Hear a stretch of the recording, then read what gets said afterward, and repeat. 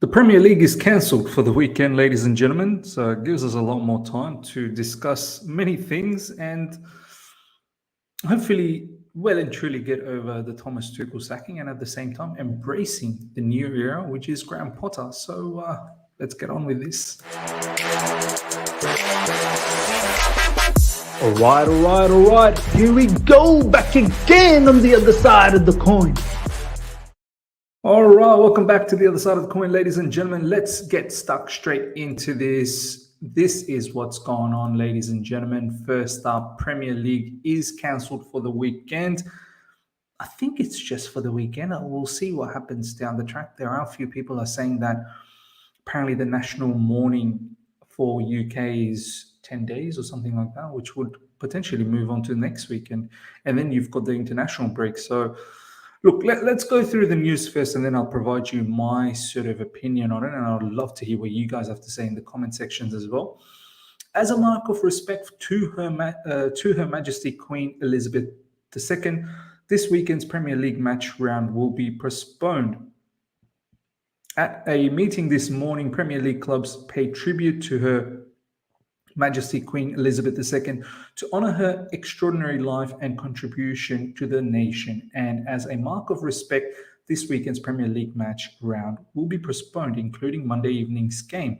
Further updates regarding Premier League fixtures during the period of mourning will be provided in due course. Now, look,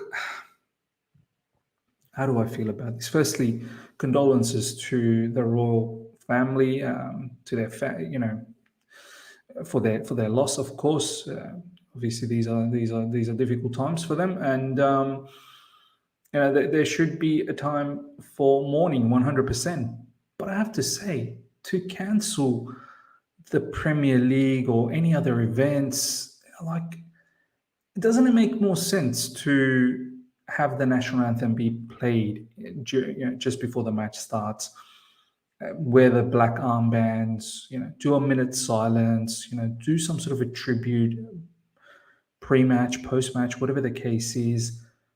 Wouldn't that be a better way to, celebrate her life? And I don't understand how cancelling everything, I feel like that's a lot more depressing, cancelling everything. And so many people, and we have to understand, Premier League isn't just a local thing, it's a global brand.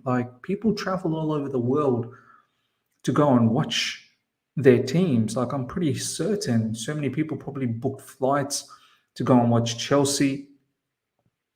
And now what do? Do you know what I mean? All of their plans, their holiday, programs that they had planned out, all down the drain. I just find the whole cancellation of the game a bit mad. I fully respect the fact that you need to pay respect and, the mourning needs to happen. I get that. I completely get that. But to cancel this whole Premier League event, it's quite strange. Apparently the cricket is going on. Apparently the rugby is going on. It seems like Premier League is the only one, which I find it very, very strange. And as I said, now it seems like it has made it a bit of a negative situation for people that were traveling during this weekend, and not just people all over the world, but other people that locally that were planning to watch this match as well. Being Graham Potter's first game for Chelsea Football Club. All of that is I just find the cancellation a bit strange. Let me know how you feel about that, ladies and gentlemen.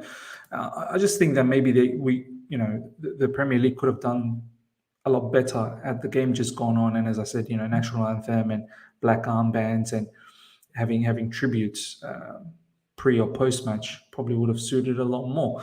Richard Masters, Premier League executive, said this is a tremendously sad time for not just the nation, but also for the millions of people around the world who admired her. And we join together with all those in mourning her passing. No games this weekend. I mean, fair enough. Yeah, there are people worldwide that are probably hurting with this particular news, but still, I just don't see how cancelling events is something that pays respect to this situation. Like, I don't know, man. I don't know. Next available date to play the cancelled Premier League matches would be January 17, 18, 2023.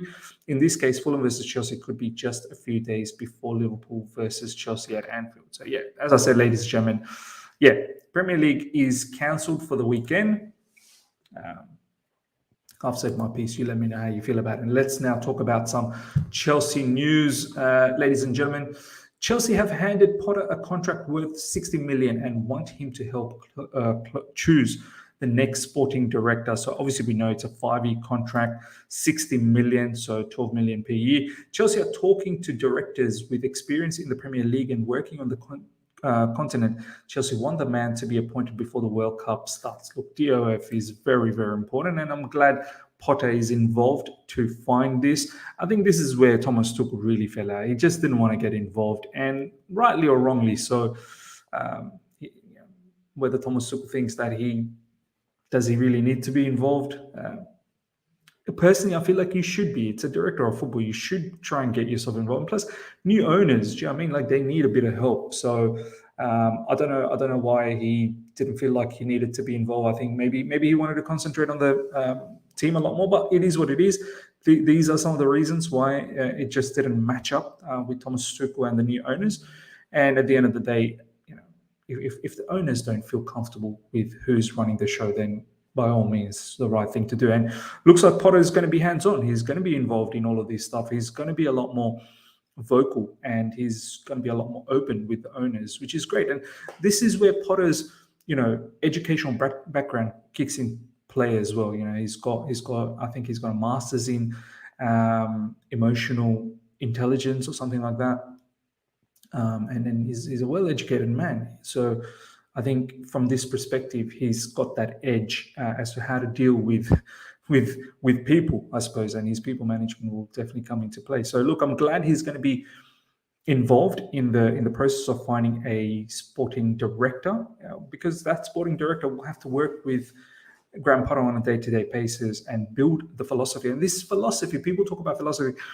It was an interesting tweet I saw yesterday where someone tweeted Ajax, their admin page, off the back of Man United losing to Real Sociedad, saying, and then obviously Ajax smashing whoever it was in the Champions League, 4-0, was it? I can't remember which team it was, but they smashed someone 4-0. I think it was Rangers, yeah.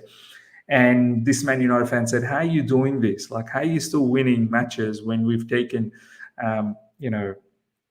their coach, Lisandro Martinez, Anthony, and Ajax still goes out there, plays the same brand of football. And admin requoted his comment and stated it's called philosophy. And I think this is what happens when you build a philosophy.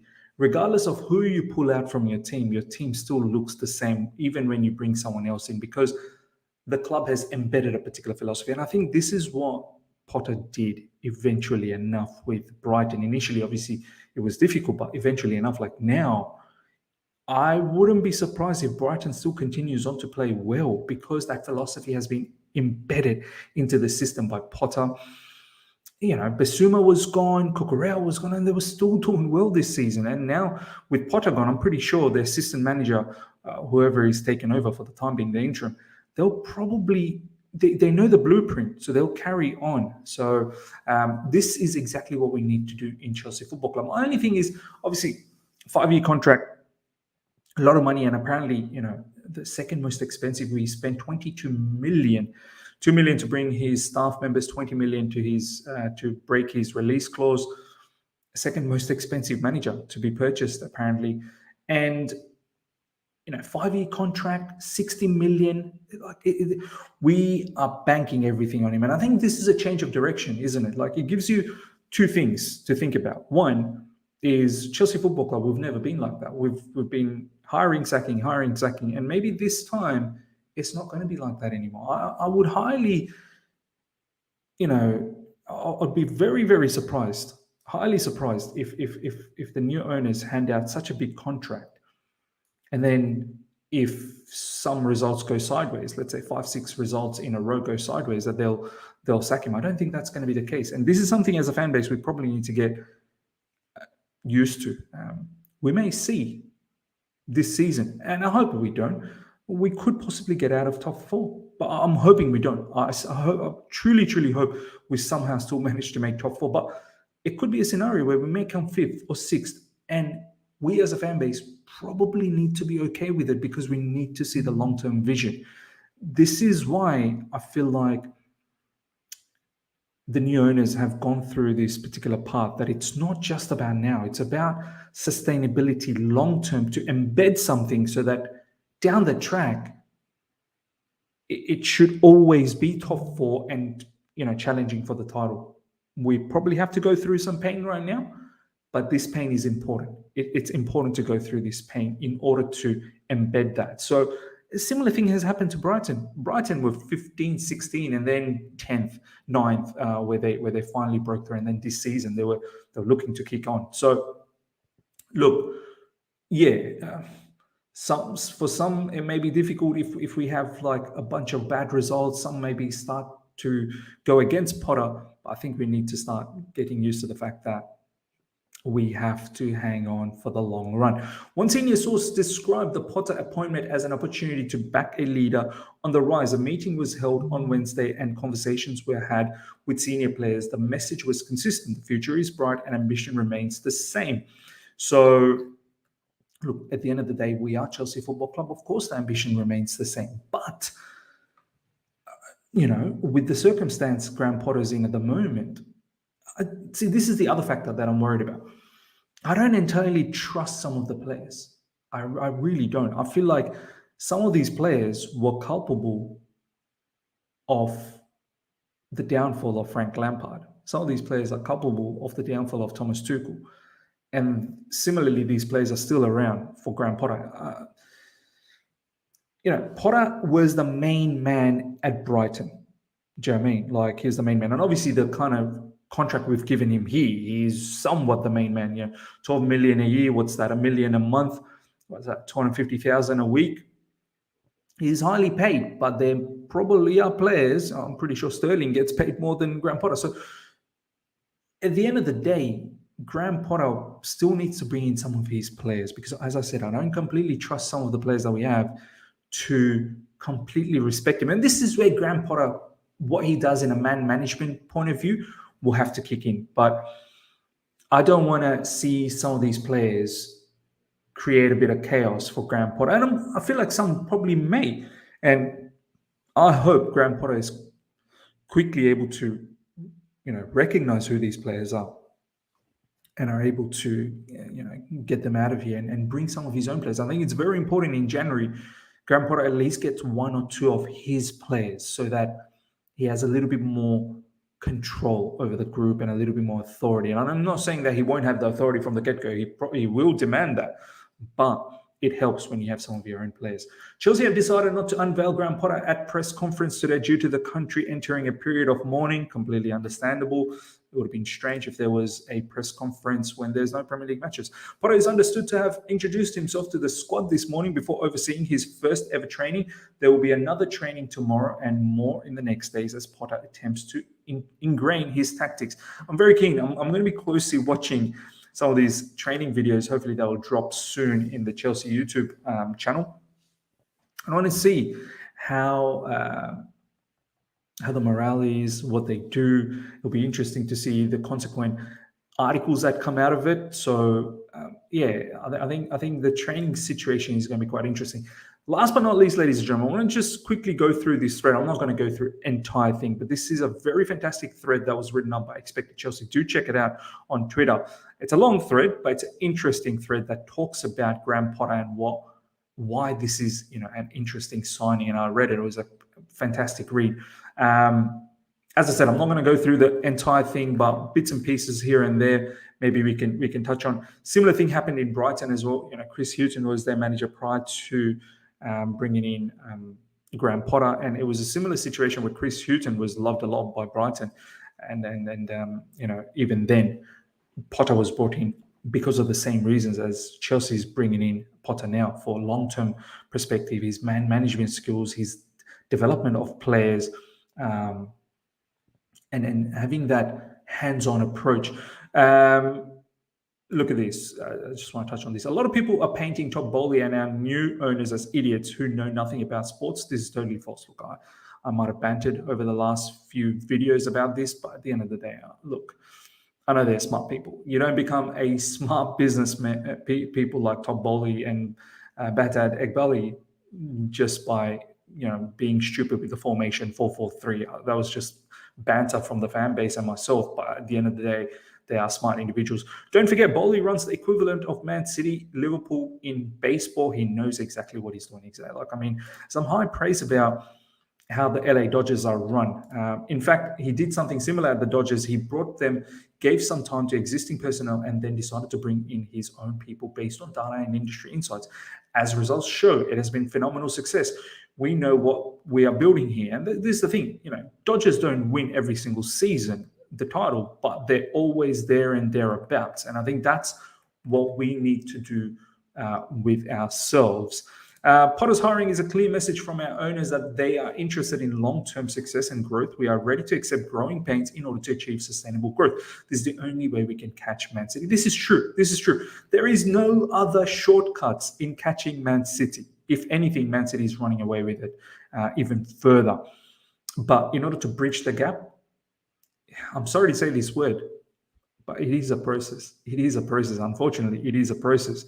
So we need to be in for the long run. And look, Arsenal are probably now in that they've gone through the hurdle and they're just about now entering that area where they could find sustainability. But we'll see. We'll see what happens as the season continues for them.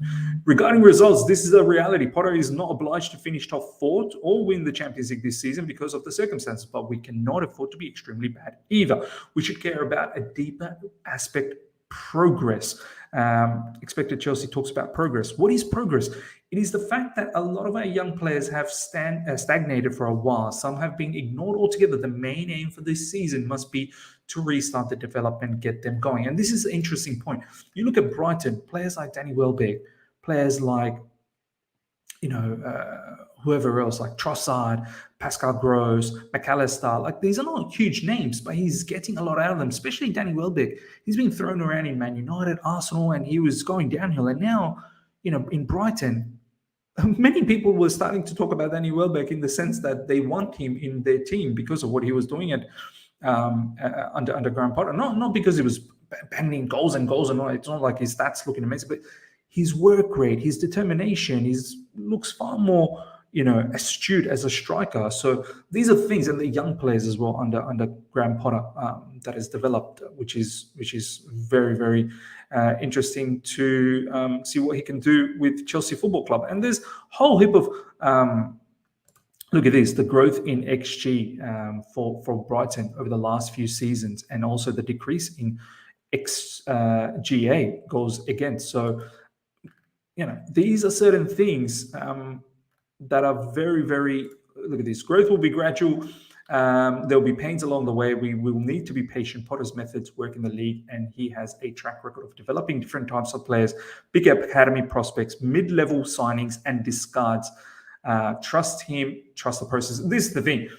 Look, yes, Chelsea Football Club will get superstars down the track, but I think with his team that he's brought on, I would love to see those gems every now and then that he finds, which eventually then become superstars.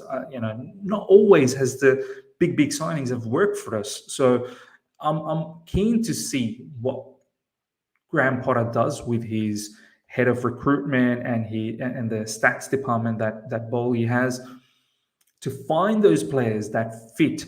It's going to be interesting because Brighton, as I said previously, they don't play against teams that necessarily sit back too often.